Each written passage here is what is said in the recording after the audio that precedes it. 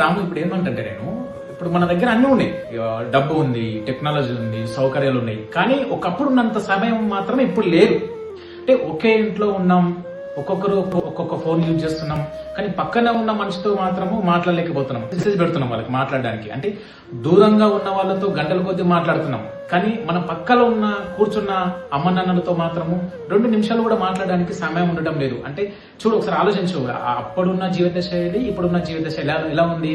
అప్పుడు మనకు చాలా సమయం ఉండదు. తల్లిదండ్రులను మాట్లాడే వాళ్ళము, అందరితో ఆటలు ఆడుకునే వాళ్ళము, చేనుకు పొలానికి వెళ్లే వాళ్ళము, కలిసి అందరం తినే వాళ్ళము, ఇంట్లో మనం అందరం కలిసి తినేవాళ్ళం. ఇప్పుడు ఎంత డబ్బున్నా, ఎంత అంటే ఇల్లు ఎంత పెద్దగా కట్టుకున్నా కూడా దాంట్లో ప్రతి ఒక్కరికి ఒక్కొక్క రూమ్స్, వేరువేరుగా రూమ్స్ అయినాయి, వేరువేరుగా పడుకోవడం అలవాటైంది. కాబట్టి అంటే వాళ్ళ మధ్య సంబంధం అనేది కోల్పోయారు. కాబట్టి దానివల్ల ఈ మనుషులపైన ప్రేమ లేడం వల్ల ఈ మానవత్వ విలువలు అనేది కోల్పోయి చాలా మంది పిల్లలు సమాజంలో చాలా తప్పు బాటలు వెళ్తున్నారని నేను భావిస్తున్నా.